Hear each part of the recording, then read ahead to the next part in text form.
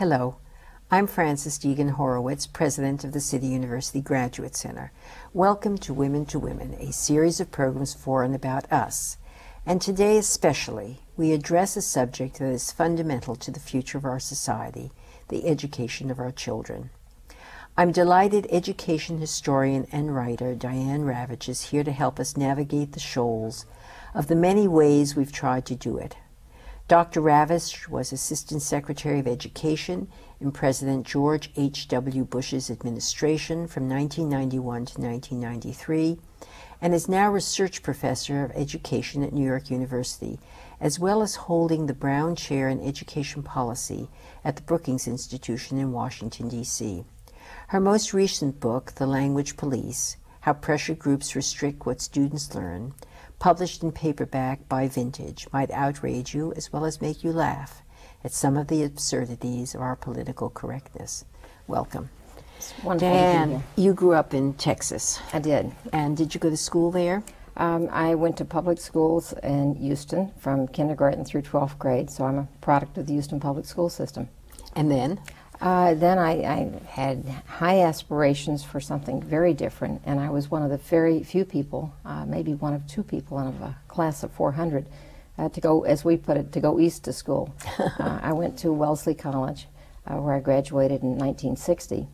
I then was married immediately after college, began having children, was a stay-at-home mom for several years, began writing in the mid-60s, and began writing largely because I lost one of my children to leukemia, childhood leukemia, and then decided at a certain point that I really wanted to write about education. And as I started writing about education, started writing articles and interviewing people in the academic world, I thought, I want to do this. I want to learn about the history of the New York City schools. And it's a whole long story about why I wanted to do the history of the New York City schools, but I did write a book it's called The Great School Wars, about the history of New York City public education, which then became my doctoral dissertation at Columbia University.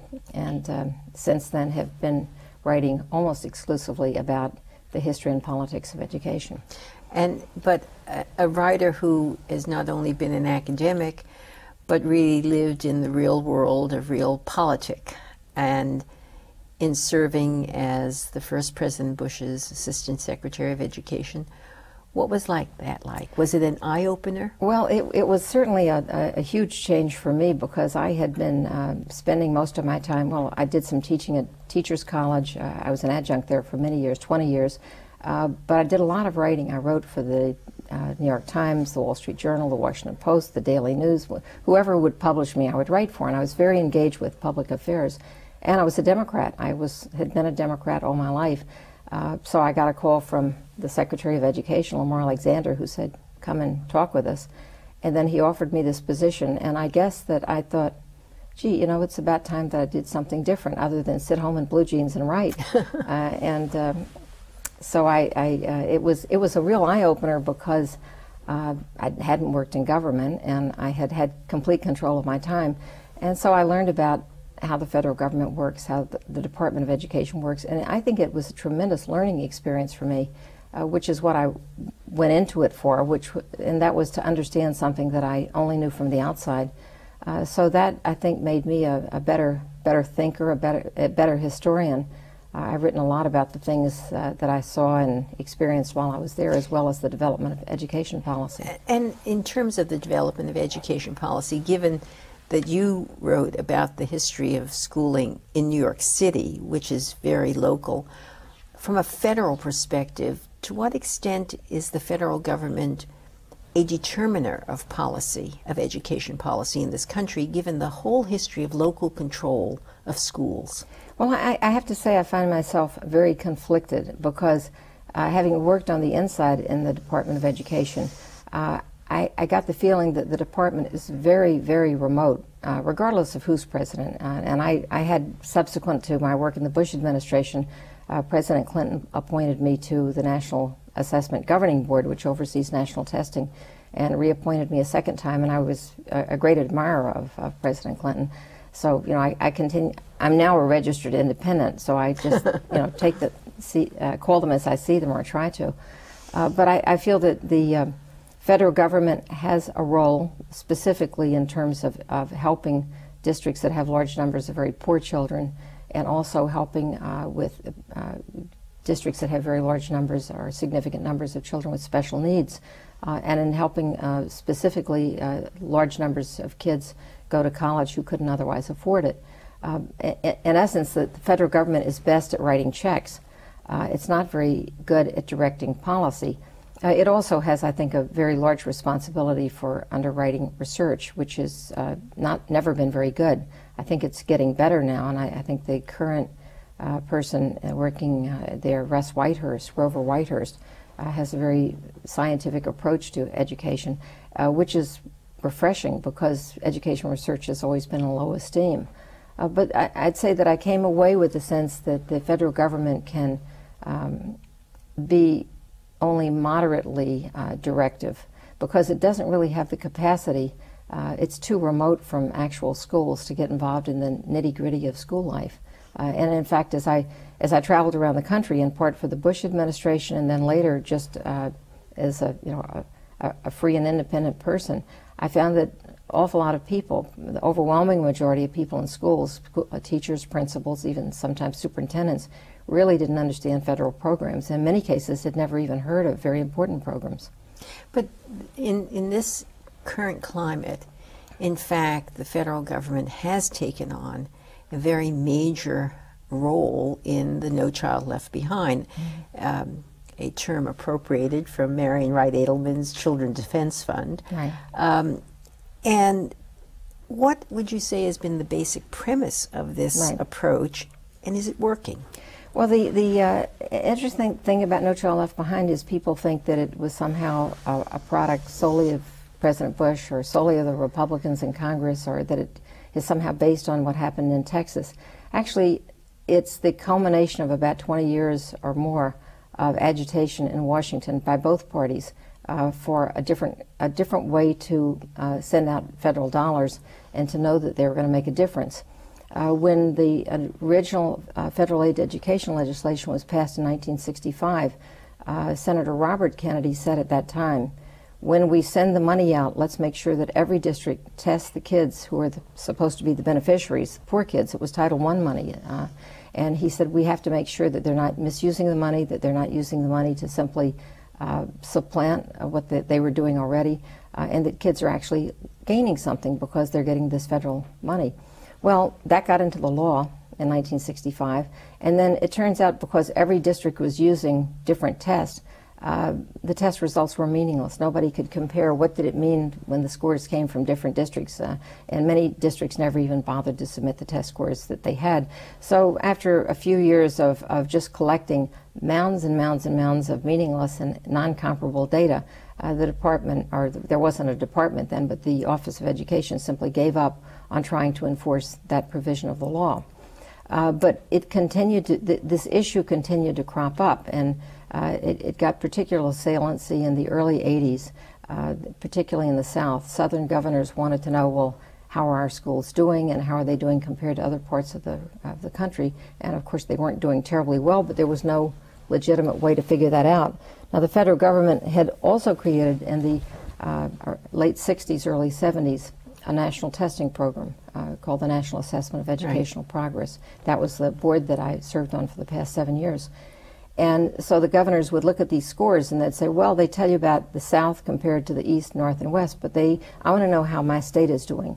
And the most progressive governors were the ones who wanted to know the most. And so it was governors like Bill Clinton and Lamar Alexander from Tennessee, and Governor Riley from South Carolina, who subsequently became Secretary of Education, and Governor Hunt from North Carolina. And so they put up a lot of, they demanded and sought congressional authorization to have state-by-state testing so that they could see how they're doing.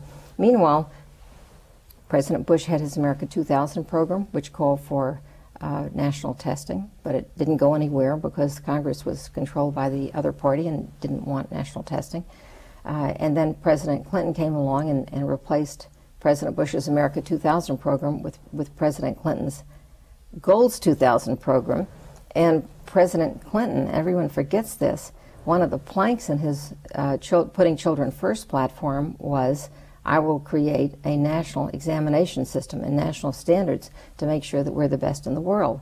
And you know, there are lots of other details like the national goals, but you have both parties saying we need to have national exams, national standards. We need to find out how we're doing, and you can't improve unless, first of all, unless you know how you're doing, and secondly, unless you can measure whether you're going forward or backward. So there was a strong bipartisan consensus, and when President Bush was elected to the presidency, or when Governor Bush was elected president, he came in and presented his program, and his problem was how do you figure out as a conservative Republican how to have testing, national testing of some kind, and have it be not national, not having the federal government in control of it. And so the No Child Left Behind actually leaves a lot of discretion to the states. The states choose their own tests, they develop their own standards, and they report to the federal government whether children are making adequate yearly progress or not. Talk a little bit about testing in respect to assessing how states, communities are doing, how effective they are, and testing of individual children, whereby the results of those tests really affect those children's lives. And in some cases, it becomes almost a vicious cycle of the state's not doing well enough, the children are failing the tests, the children become punished because they're failing the tests, and it becomes a punitive system in many ways.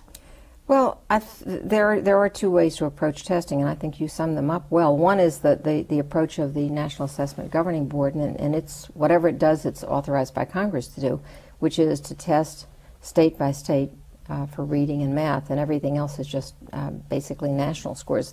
No one ever knows how any individual does. There are no stakes, there's no incentive effect.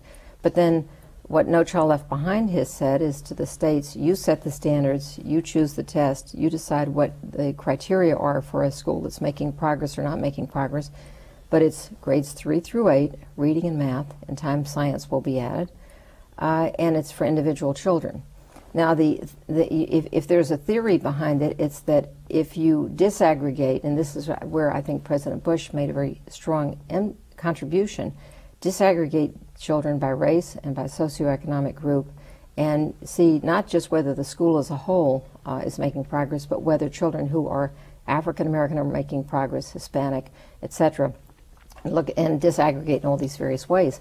This has put immense pressure on schools that are behind to not hide failure. And so you can disagree with it and say, well, it's bad for kids to be tested. On the other hand, it's worse to be way behind in a school where everyone overlooks you because you can get lost in the averages.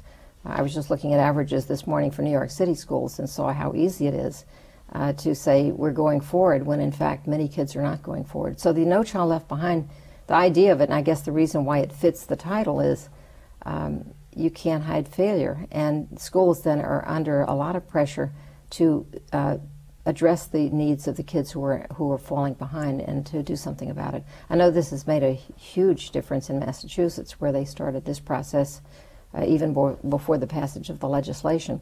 The other thing I would say about the legislation is that it passed with overwhelming bipartisan majorities in both houses, both the House and the Senate. About 90% in both houses supported it. But critics of this legislation say the intent is admirable, but the funding left much to be desired. And in schools that have been failing for a long time, they are often very under-resourced. Now, under-resourced is not the only explanation for failing schools, but if the resources that are needed to help the school succeed are not forthcoming, then who's getting hurt? Well, I'm a great supporter of the idea of putting more and more money into schools. I would never oppose more funding. But at the same time, I would say that when a legislation passes Congress, and this is one of the things that I learned by being in Washington for a few years, an authorization level and an appropriation level are two very different animals. I ran an sure are.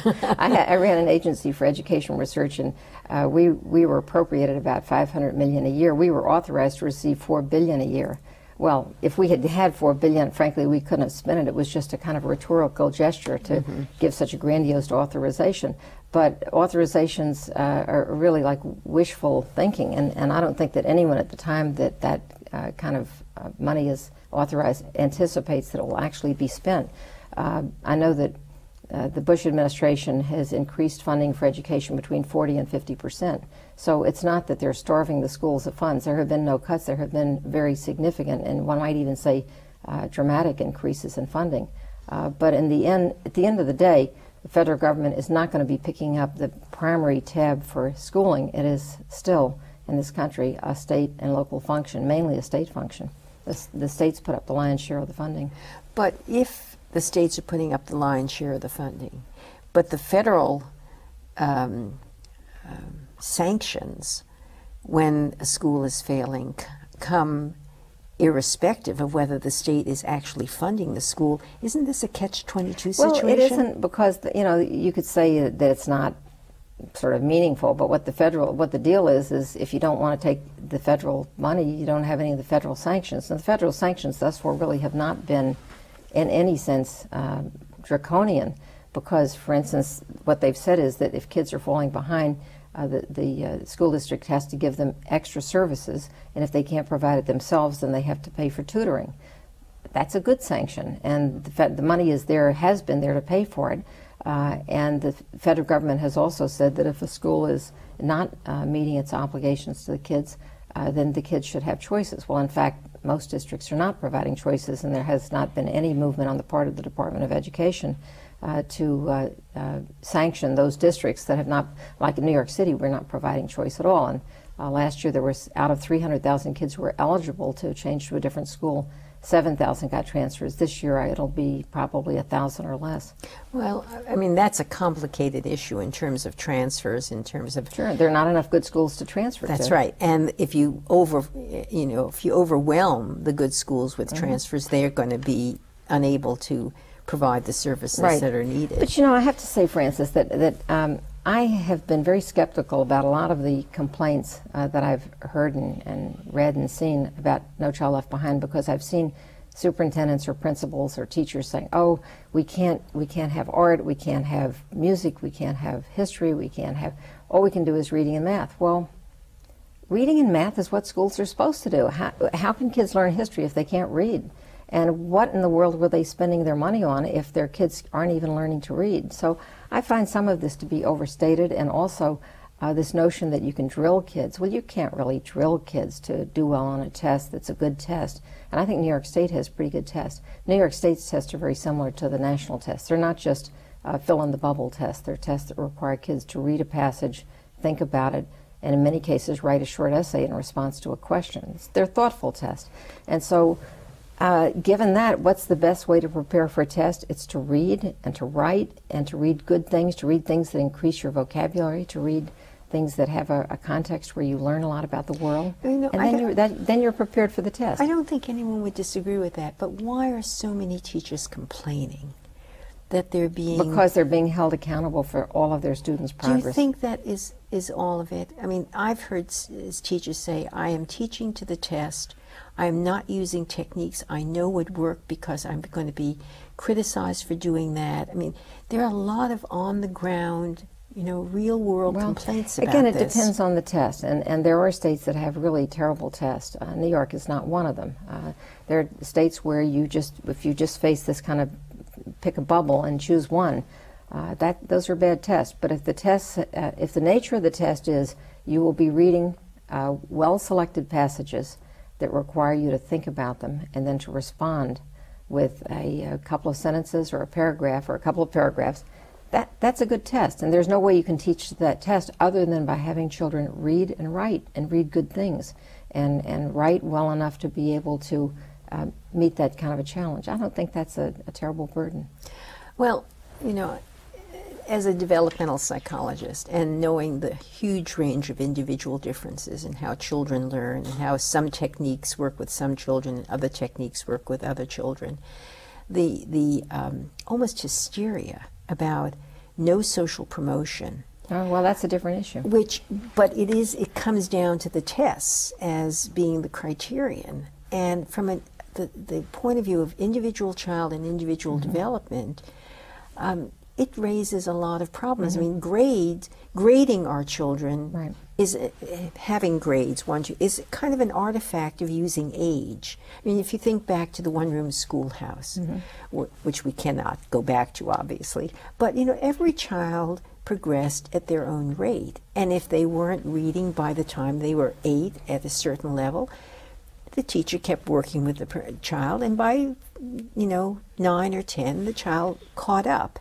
There's no play for that. There's no elasticity in the system as we're interpreting it in terms of individual children. It's not No Child Left Behind that has caused this no social promotion in 3rd grade and now in 5th grade. These are New York City policies. There are other districts in other states, not states, but other districts that are doing something similar. Most of them have done it and found that it didn't have much impact. But there's a huge investment being made in this city. But it's not a consequence of the federal law. This is more aimed toward the election of 2005, not 2004. Well, do you think as an historian that the issues around education have become much more central to the political contests than they ever have been, or are we just repeating history? Well, I think that the schools have become more political than they ever have been, and I'm kind of grateful, actually, that this year education is not really a big issue in the national election. And in fact, I believe from everything I've read, and I've read Senator Kerry's website, he voted for No Child Left Behind, and says he would put more money into it, but of course it's not up to the president to do that, it's up to the Congress to do that. And I believe he's a supporter of the principles, because the principles, as I mentioned, have been thoroughly bipartisan. Senator Kennedy was one of the co-sponsors of No Child Left Behind. So I don't see any big changes ahead, no matter who wins the election.